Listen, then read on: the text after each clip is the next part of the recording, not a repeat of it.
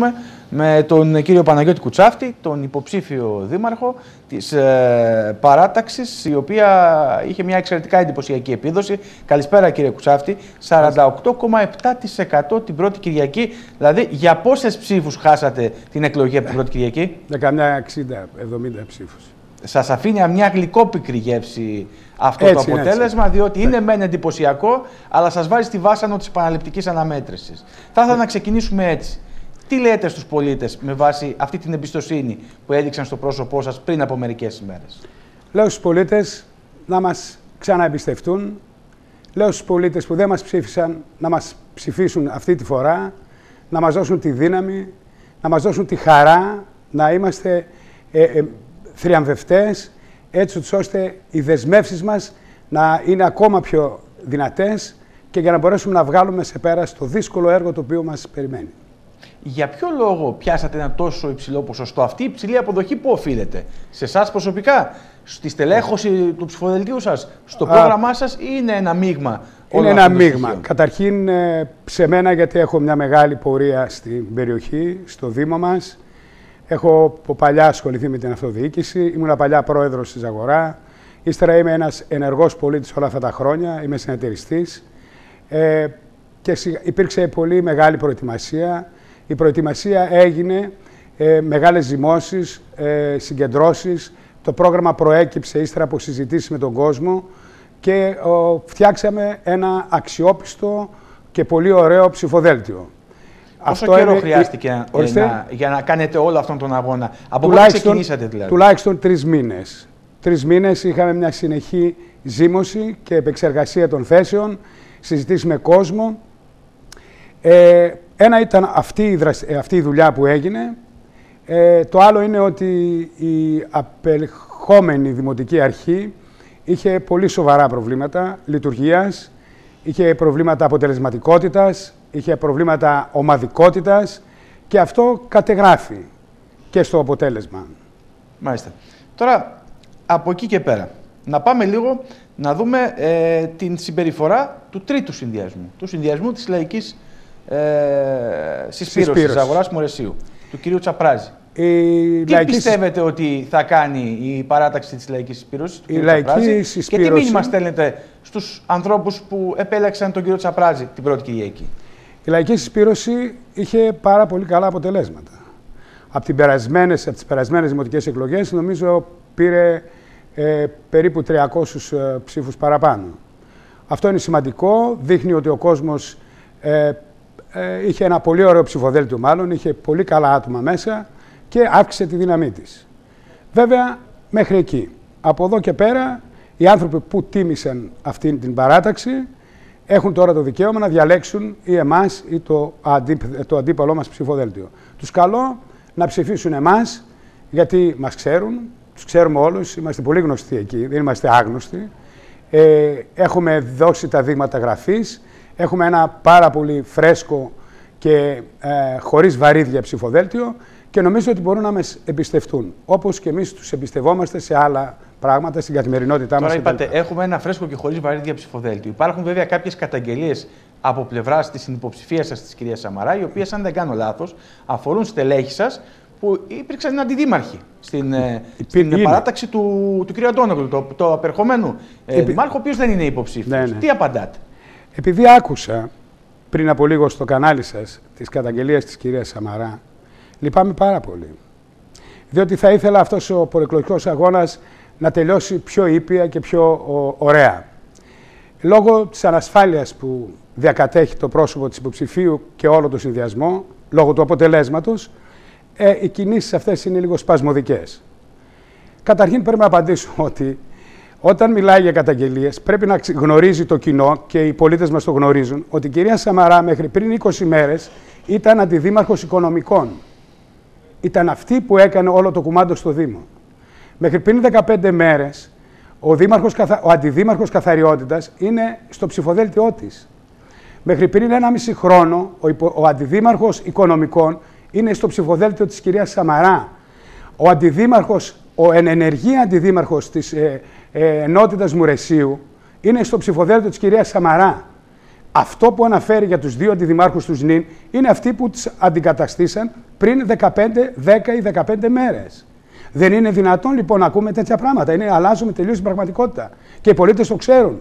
Δεν είναι δυνατόν να λέει για λάστιχα, λέει διάφορα για το πουρί κτλ. Πράγματα που έχουν αγοραστεί πριν 2 χρόνια, που έπρεπε τώρα να παραδοθούν. Δηλαδή πράγματα εντελώς σπασμωδικά που το καταλαβαίνω. Λέτε στην λοιπόν επερχόμενη ήττα μπορεί κανένας να λέει ότι οι θέσεις του Δήμου ανήκαν στην υποψήφιά σας και σε στελέχη τα οποία βρίσκονται στην ομάδα στην παράταξή της. Είπε δε για έναν νεαρό συμπαθέστατο φίλο μας, ο οποίος δημιούργησε ένα επεισόδιο σε μια ομιλία της. Αυτός ο άνθρωπος εξελέγει για πρώτη φορά μαζί τους, δούλεψε πάρα πολύ μαζί τους και τον πετάξαν έξω. Και επειδή διαμαρτυρήθηκε γι' αυτό, τον κατηγορούν για διάφορα πράγματα και ο άνθρωπος πήγε στην ομιλία της για να διαμαρτυρηθεί. Αυτός δεν είναι ούτε στο ψηφοδέλτιο το δικό μας, είναι ένας άνθρωπος ο οποίος ψάχνει να βρει το δίκαιο του. Δεν έχει καμία σχέση με αυτά. Δεν είναι υποκινούμενος, λέτε. Αυτό θέλω να πω. Ναι, δεν είναι καθόλου υποκινούμενος, διότι δεν είναι καν υποψήφιος με εμάς. Απλώς επειδή του λένε κάποια πράγματα τα οποία δεν τα ανέχεται, διαμαρτύρεται. Με αυτή την έννοια. Να πάμε λίγο στα πεπραγμένα της παρούσας Δημοτικής Αρχής, να ακούσω την άποψή σας και για τον κύριο Αντώνογλου, γενικότερα ως δήμαρχο, αν τον θεωρείτε πετυχημένο, και βέβαια για τα έργα και τις ημέρες, τα όσα έχει κάνει και η κυρία Σαμαρά. Να σας πω κάτι. Για τα περασμένα 3,5 χρόνια είναι χρόνια χαμένα. Δυστυχώς. Ο Καλλικράτης ήταν ένας καινούριος νόμος, ένωσε 2 δήμους. Όλοι προσδοκούσαμε να μπορέσει να στηθεί τουλάχιστον ο μηχανισμός του Δήμου, να δουλέψουν οι υπηρεσίες, να δουλέψει το προσωπικό, ούτως ώστε σιγά σιγά να αρχίσει να πάρει μπροστά αυτή η μηχανή, να αρχίσει να απορροφά έργα, να διεκδικεί έργα στο ΕΣΠΑ κτλ. Από αυτά δυστυχώς δεν έγινε τίποτα. Τίποτα, γιατί αφενός μεν επικαλέστηκαν την κρίση, βεβαίως που έπαιξε ένα σπουδαίο ρόλο. Απ' την άλλη μεριά όμως, όταν άρχισε να λειτουργεί η Δημοτική Αρχή, ο στόχος της ομάδας η οποία έφτιαξε το αντίθετό μας ψηφοδέλτιο ήταν ένας, να υπονομευθεί ο Δήμαρχος. Και πραγματικά υπονομεύθη μέχρι εκεί που δεν μπαίνει, που αναγκάστηκε να μην μπορεί να φτιάξει ψηφοδέλτια στο τέλος. Δηλαδή ο στόχος αυτής της ομάδας δεν ήταν κανένας άλλος παρά να υπονομεύσει το έργο. Είναι πολύ σημαντικό, διότι λέτε ότι κάποιοι εργάστηκαν σε βάρος του Δήμου και των πολιτών δηλαδή, ακριβώς, για προσωπικά να εξυπηρετήσουν τα προσωπικά τους μικροκομματικά συμφέροντα. Μικροφιλοδοξίες, δυστυχώς. Και όταν ξεκινάει ένας Δήμος καινούριος και υπάρχουν αυτά τα θέματα, καταλαβαίνετε, η δυσλειτουργία και τα αποτελέσματα είναι ανύπαρκτα. Δεν υπάρχουν αποτελέσματα. Υπήρχαν στο Δήμο από τους προηγούμενους 2 δημάρχους, από τους παλιούς Δήμους, 50 μελέτες, 60 μελέτες. Δεν τις ξεφίλησε κανένας να τις διαβάσει, να τις επικαιροποιήσει, να τις εντάξει τώρα που μπαίνουν στο ΕΣΠΑ οι μελέτες, να μπορέσει να βάλουμε 5 έργα εκεί. Οι υπηρεσίες μας... Κύριε Κουτσάφτη, ο κύριος Αντώνογλου είχε χάσει τον έλεγχο στην ομάδα του. Δεν ξέρω αν είχε χάσει τον έλεγχο, πάντως τα αποτελέσματα κάτι τέτοιο δείχνουν. Να σας πω, η υπηρεσία καθαριότητος, της οποίας υπήρξε ο αντιδήμαρχος, ο οποίος είναι στο ψηφοδέλτιο του απέναντι επί 3 χρόνια, είναι σε απαράδεκτη κατάσταση. Η υπηρεσία ιδεύσεως και αρδεύσεως έχουμε πολύ σοβαρά προβλήματα. Λοιπόν, δεν μπορεί να είμαστε... Κοιτάξτε, ζούμε σε ένα καταπληκτικό μέρος. Έχουμε ένα Δήμο υπέροχο που πολλοί τον ζηλεύουν αυτόν τον Δήμο. Ο Δήμος είναι χαρακτηρισμένος και ορεινός, μειονοτικός. Μεγάλο πλεονέκτημα και αυτό. Έχουμε 2 βάσεις παραγωγής, οι 2 πυλώνες παραγωγής, η γεωργική παραγωγή και η τουριστική παραγωγή. Εκεί μέσα η κυρία Αντιδήμαρχος, η οποία είναι και γεωπόνος, στην Αγροτική Επιτροπή, δεν νομίζω αν συνεδρίασε 1 ή 2 φορές. Κανένα αποτέλεσμα. Στη δε Τουριστική Επιτροπή, που είναι αιχμή του δώρατος αυτή τη στιγμή που ζούμε, ο υπορπολογισμός πέρσι του Δήμου έγραφε 0.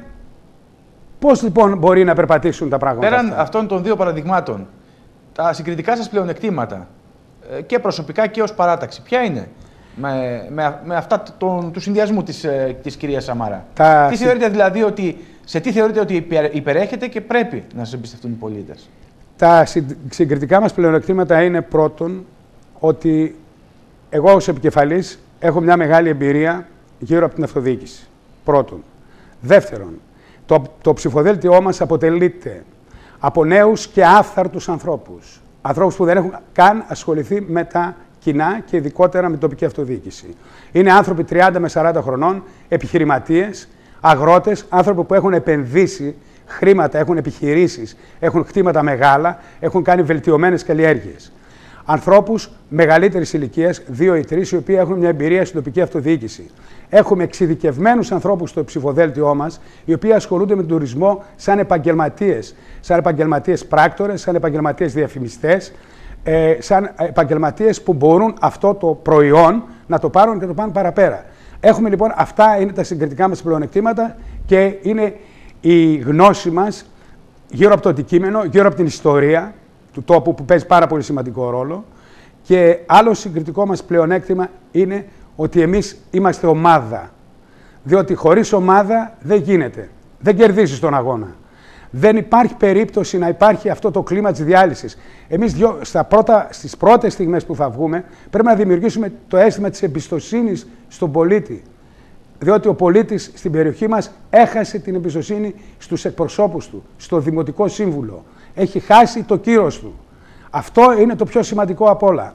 Πρέπει να μας εμπιστευτούν, πρέπει να τους δημιουργήσουμε το αίσθημα της εμπιστοσύνης και από εκεί και πέρα μαζί να τραβήξουμε το δύσκολο δρόμο της πενταετίας. Διότι έχουμε να κάνουμε μια πενταετία, έρχεται μια πενταετία μπροστά μας. Πάμε τώρα να δούμε τις προτάσεις, καταρχάς αναγνωρίζοντας τα προβλήματα. Ιεραρχώντας τα, γνωρίζοντας πολύ καλά την περιοχή στο Δήμο Ζαγοράς Μουρεσίου, τι θεωρείτε ότι πρέπει να αλλάξει άμεσα, την επομένη πρέπει να λειτουργήσουν τα τοπικά συμβούλια.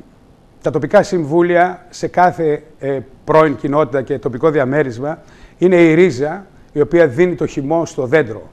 Αυτά τα τοπικά συμβούλια ήταν εντελώς εγκατελειμμένα. Το τοπικό συμβούλιο πρέπει να έχει προϋπολογισμό, πρέπει να έχει τεχνικό πρόγραμμα και να έχει ένα ποσό χρημάτων ο πρόεδρος του τοπικού συμβουλίου να μπορέσει να λύνει τα μικρά καθημερινά προβλήματα που έχει ανάγκη ο πολίτης. Τα γραφεία πρέπει να λειτουργούν τουλάχιστον 3 φορές τη εβδομάδα με ίντερνετ, να μπορούν οι ανήμποροι άνθρωποι να πηγαίνουν να πληρώνουν ένα λογαριασμό. Να μην αναγκάζονται να τρέχουν στις αγορά από εδώ και από εκεί. Πρώτο λοιπόν και βασικό είναι αυτό. Βασική προϋπόθεση είναι αυτό για να λειτουργήσουμε. Η δεύτερη βασική, πρέπει να επαναφέρουμε την καθημερινότητα σε ένα επίπεδο ανεκτό, ανθρώπινο, δεδομένο. Δυστυχώς η καθημερινότητά μας στο Δήμο έχει καταρακωθεί. Θεωρείται σπουδαίο να βάλεις μια λάμπα. Μια λάμπα που καίγεται το αυτονόητο θεωρείται σπουδαίο. Πρέπει λοιπόν σε ένα χρονοδιάγραμμα θα έλεγα ότι το πρώτο χρόνο πρέπει να δημιουργηθεί εμπιστοσύνη και να αρχίσει να λειτουργεί η καθημερινότητα σε ένα ανεκτό επίπεδο. Δεν μπορούμε να υποσχεθούμε εκατομμύρια, όμως είμαστε έτοιμοι. Αφού περπατήσει η καθημερινότητα, είμαστε έτοιμοι, έχουμε τη δυνατότητα να διεκδικήσουμε αυτά που ανήκουν στην περιοχή μας. Κλείνοντας, κύριε Κουτσάφτη, τι λέτε στους δημότες της Ζαγοράς και του Μουρεσίου? Πριν από τους δημότες πρέπει να ευχαριστήσω τους συνεργάτες μου. Πρέπει να ευχαριστήσω τους ανθρώπους που συμμετείχαν στο ψηφοδέλτιο με τόση αγάπη, με τόσο ενθουσιασμό. Δεν κουράστηκα καθόλου να φτιάξω το ψηφοδέλτιο. Όποιον έλεγα να μπει υποψήφιος έμπαινε με ενθουσιασμό, ερχόταν να ενταχθεί στο ψηφοδέλτιο.